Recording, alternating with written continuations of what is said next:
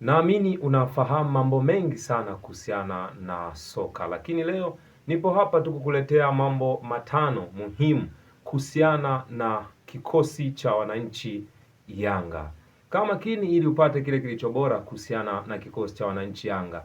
Kuna wakati huenda ukawa kwenye vijiwenongo unasema kwamba hii ni mbovu, hii ni nzuri, hii haifai au whatever the case ambavyo vile wewe umeona kwenye kikosi cha wananchi Yanga. Lakini hapa nataka nikupe tu mambo matano muhimu ambayo yatakufanya wewe uiangalie timu yako na uitasmini.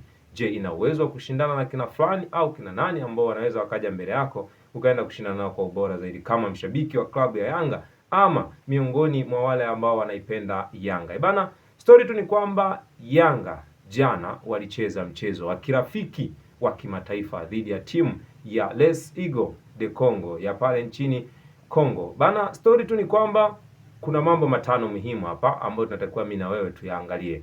Hii ni Tembo Mastori, sehemu ya kukupa kile kilicho bora wakati wote. Mambo matano muhimu. Jambo la kwanza, Yanga, tunaanza kuiangalia Yanga kwenye kikosi kizima ambacho kilicheza kipindi cha kwanza na kipindi cha pili. Cha kwanza jana nilichokiona kwa mwalimu Mankoba Mkitsi ni kwamba tu kocha wa Yanga ameitengeneza Yanga kwenye mfumo wa CAS, kwa maana ya kwamba timu ya Yanga huenda ikawa ni miongoni mwa timu ambayo ikawa ina dangerous sana attacking kwa mfumo wa CAS, na hichi kimedhibitika jana kutokana na mikimbio ya Zokwane, Mwijage pamoja na baadhi ya nyota, lakini pia jinsi alivyokuwa anapanda jeshi yao Kwasi Atola. Hii inaonyesha kwamba Yanga ni kama vile wametoka kwenye mfumo wa kujaribu kucheza kwenye kuangalia nafasi za moja kwa moja kuanzia kwenye midfield wakati na sehemu zingine na kuingia kwenye mfumo wa pressure, kwa maana ya kutoka nyuma kwa pressure, kwa high pressing na kumwataki mpinzani.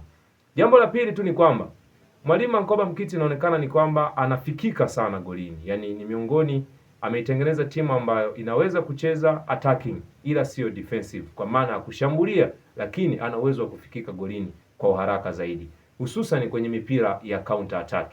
Yeye anaposhambulia kwa kasi, timu inaporudi, mara nyingi inakuwa wachezaji karibia takriban wawili ndo wanakuwa wamebaki kwenye sehemu ya mwisho, kwa maana beki wakati Ibrahimu Abdullah Baka jana alikuwa anabaki pamoja na Shadrack Kaboka. Kipindi cha kwanza Komar pamoja na Bakari Nondo Mwamnyeto. Atola yao Kwasi alikuwa tayari yuko juu, lakini pia beki wa kushoto Mohamed Hussein hata alipoingia naye alikuwa anaonekana anasogea sana juu. Hii inaonyesha kwamba Yanga inaweza ikawa ni miongoni mwa timu ambayo ikawa inaongeza namba nyingi sana kwenye kushambulia, lakini sio kwenye kujilinda. Hicho ndio kitu ambacho tulikiona jana kwa mwalimu Mankoba Mkiti, hususan pale anaposhambuliwa kwa counter attack. Jambo jingine, twende tukaangalia kwenye safu ya kiungo, kwa maana viungo ambao wamesajiliwa na Yanga na wale ambao waliokuepo. Issue kubwa ni kwamba kwa jinsi nilivyowaona ama nilivyoangalia Yanga, kuna 90% ya wachezaji wengi kutumika wale ambao walikuwa wanatumika msimu uliopita. Duke Ogabuya kwenye safu ya kiungo huenda akawa ni miongoni mwa wachezaji ambao wakasalia sana kwenye safu ya kiungo cha timu ya Yanga. Lakini pia Mudathir Yahya Abbas ana changamoto baadhi, hususan pale ambapo anaenda kuattack, lakini kwenye kurudi kufika kwenye matukio kwa haraka. Ngoma anaweza akawa ni surprise ya kutosha kwenda kumfanya Mudathir Yahya Abbas akajifikiria na kuangalia ni jinsi gani anatakiwa ajituni kujitengeneza kutafuta kile kilicho bora.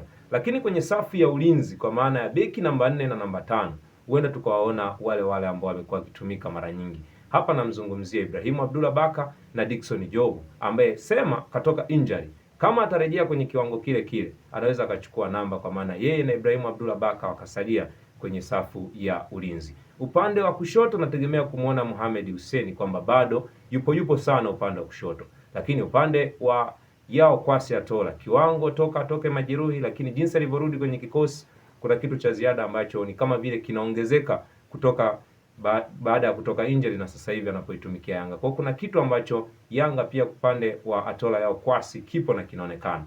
Twende tukaangalia kwenye safu ya ushambuliaji. Mikimbio sahihi sana ya Peter Shalulile pamoja na Sheikh Toure. Kuna kitu kimoja ambacho watu wengi sana wanashindana na wanabishana. Kwenye mchezo wa jana kuna kitu ambacho hakikuonekana kwa ufanisi wa 90%. Hili ni jambo la tano na la mwisho, kwamba Yanga mpikaji ama mtengenezaji wa nafasi, kwa maana ya Alan Okello, hakuwa kwenye ule ubora sahihi wa kuwapa pasi ambazo zinaweza kuwafikia Shalulile kwenye mipenyezo na mikimbio sahihi. Pasi moja iliyomfikia Shalulile ndiyo ilileteleza mkwaju wa penalty. Kuna nini ambacho kinaonekana? Sheikh Ture pamoja na Peter Shalulile wanawezekana wakawa ni miongoni mwa wachezaji ambao wanajua sana kukimbia kwenye mikimbio sahihi wakati sahihi. Cross jana iliyoletwa na Mohamed Hussein, Sheikh Ture alipata nafasi na akajaribu kuicheza kwa mfumo sahihi kama striker na kwenye maeneo sahihi. Alikuwa amejiposition sehemu sahihi kabisa, lakini tu haikuwa bahati yake na kufanikiwa kufunga goli.